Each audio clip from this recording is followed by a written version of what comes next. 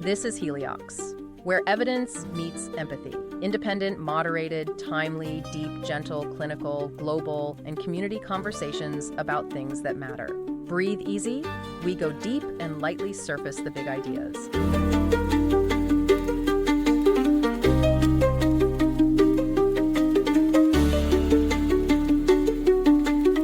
It's crazy how much information we're hit with every single day, but how much of it actually sticks with us. Yeah, it's like drinking from a fire hose, right? Totally. And today we are diving deep into the power of storytelling to Cool. try to figure out why some information sticks and some just disappears.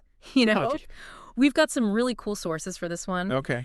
We've got excerpts from an article by Carl Alviani, Right. who's the founder of Protagonist Studio, and then a popular podcast episode, actually, Nice. and accompanying article that's all about brands as guides, All right. and then some fascinating research from the University of Canada West Interesting. that goes deep into the neuroscience and even the future of storytelling. So, I'm ready. yeah, should be a good one. Sounds like it's going to be a fascinating deep dive. It really is kind of interesting to think about storytelling as more than just entertainment, right? Yeah, definitely. It's like it's woven into like everything we do, Absolutely. And Alviani actually makes this really compelling argument that storytelling is actually like a survival skill. Yeah. He points out that, early humans, we weren't winning any physical strength contests. Right. We had to rely on cooperation to survive. Makes sense. And cooperation requires shared understanding. Yeah. If you can't communicate, Exactly. you're not going to get very far. And that's where stories come in. I see where you're going with this. They allowed us to communicate complex ideas, Right. build trust, and work together towards common goals. It's like the foundation of society almost, Yeah, think about like the agricultural revolution Right. or the development of cities. Huge undertakings. It's hard to imagine achieving those things without the unifying force of shared narratives, right? Totally. Like you need everyone on the same page Exactly. to achieve something that massive. And it's fascinating to think about how ancient myths and stories Right. like the Bhagavad Gita or the Epic of Gilgamesh Oh, yeah? used narrative structure to convey these like really profound philosophical and moral ideas. Right. It's not just entertainment. It's like passing down wisdom. Exactly. They weren't just entertaining tales. They were a way to transmit knowledge and values across generations. I love that passing down the wisdom through stories. Yeah, and that structure, Yeah. often called the hero's journey, Yeah. is remarkably consistent It really is. across cultures and time periods. It's like a universal language almost. Right. You have a character with a goal. They encounter obstacles, Yep. find allies, struggle, A classic. and ultimately reach a new understanding of themselves and the world. Exactly. And it's not just a literary device either. Yeah. It's like deeply ingrained in how we perceive and remember events. Yeah, that actually makes me think about what Alviani was saying about user experience and how frustrating it is to interact with a website or app that has just like really bad UX. Oh, yeah. We've all been there. It's like the worst. And he argues that bad UX feels wrong because it violates our innate expectation for a narrative structure. And that's interesting. It's like our brains are looking for that story. Yeah, like we're trying to fit it into that framework. And when it's not there, it just feels off. Totally. It's like a story with no beginning, middle, or end. Exactly. And it makes it so much harder to use. Right. It's like you have to work so much harder to figure it out.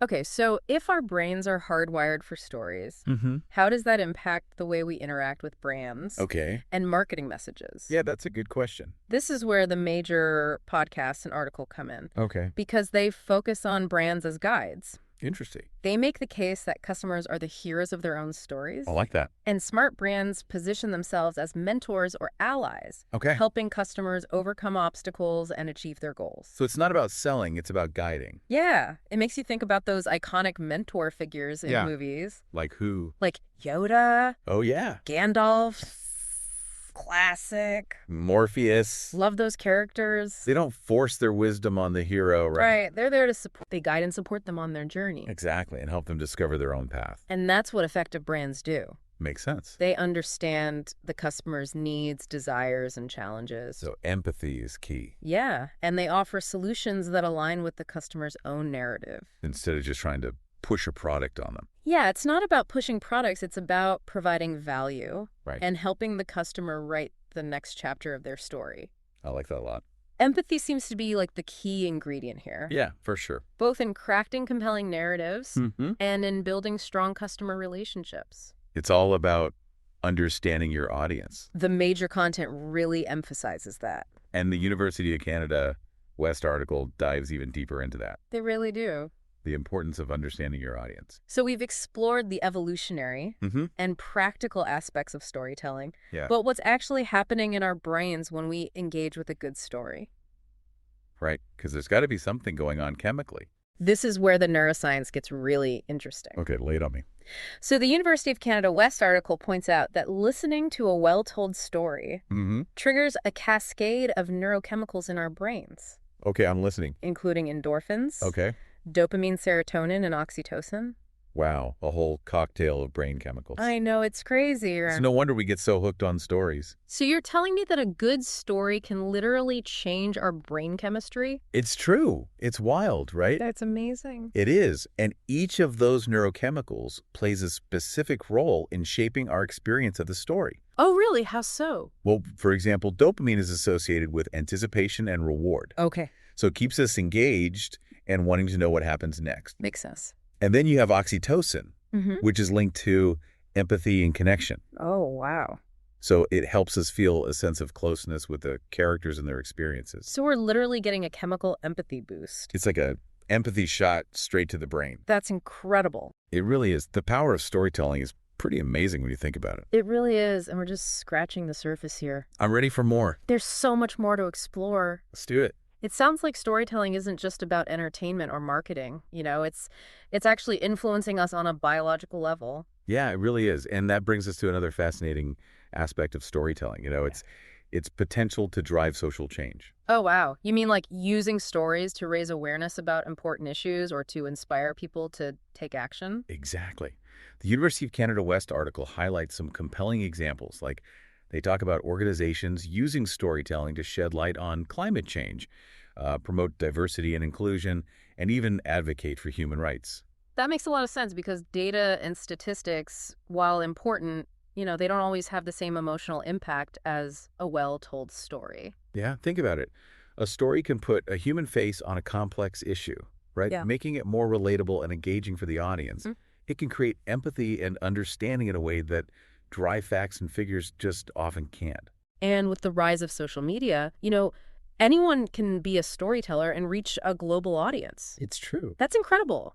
It's like giving everyone a platform to share their experiences and potentially influence the world around them. It is. It's both exciting and a little daunting, right? Yeah. Because it means that the stories we choose to tell and the stories we choose to listen to have more power than ever before. Okay, so we've covered a lot of ground here, from the evolution of storytelling to its impact on our brains. But how can we as individuals actually harness this power? Where do we even begin to craft our own compelling narratives? So the University of Canada West article offers some great advice, especially when it comes to personal branding. They emphasize the importance of identifying your core values, the experiences that have shaped you, and the unique perspective you bring to the table. So it's like figuring out your own hero's journey, right? What are your goals? What obstacles have you faced? What lessons have you learned along the way? Precisely. Once you have a clear understanding of your own story, you can start sharing it authentically and engagingly. That might involve writing blog posts, creating videos, or simply being more intentional about the stories you share in everyday conversations. What about in a professional context? I feel like a lot of people struggle with storytelling at work. It's like they put on their work persona and suddenly all the stories disappear. Yeah, it's a common challenge, but storytelling can be incredibly valuable in the workplace too. Think about presentations, pitches, or even just explaining a complex idea to a colleague. Weaving a narrative into those interactions can make your message more memorable and impactful. I love that it's about finding those human moments that connect with people, because even in a professional setting, people are drawn to stories. They want to hear about the challenges, the successes, the aha moments. It makes the work feel more real and relatable. And let's not forget the power of humor. Yeah. A well-placed anecdote or a witty observation can make all the difference in keeping your audience engaged. Oh, for sure. Humor is such a great way to break down barriers and create a sense of connection. It makes the information more digestible and enjoyable. So if we're thinking about practical takeaways for our listeners, here are a few key things to remember. First, storytelling is a skill. And like any skill, It takes practice. So Yeah. don't be afraid to experiment. Try different approaches and see what works for you. I think that's so important. It's about finding your own voice and your own style of storytelling. Yeah. There's no one right way to do it. Right. And second, be authentic. People can spot a fake story a mile away. So share your genuine experiences, your vulnerabilities, and your passions. That's what will resonate with people. Authenticity builds trust. It lets people see you as a real person with real experiences and emotions. Exactly. And finally, remember that storytelling is ultimately about connection. It's about sharing your experiences, your ideas, and your emotions with others. And when you approach it with that intention, you'll find that the stories will flow naturally. It all comes back to that idea that people might forget what you said or what you did, but they'll never forget how you made them feel. And stories have that incredible power to evoke emotions and create lasting impressions. Okay, so we've talked about why storytelling is so powerful and how to tap into our own personal narratives. But let's get practical.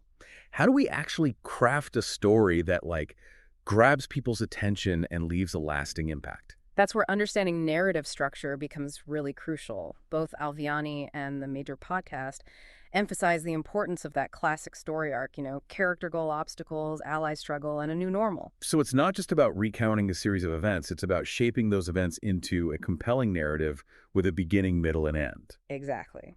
And within that framework, there are a few key ingredients that can make a story really sing.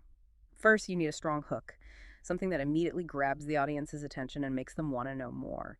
Like a question, a surprising statement, or maybe even a moment of vulnerability. Something that sparks curiosity and draws the listener in. Yes, you want to pique their interest from the very beginning. And once you have their attention, you need to build suspense and keep them engaged. This means introducing conflict, raising the stakes, and showing the character struggling to overcome obstacles. Because no one wants to hear a story about someone who has it all figured out, right?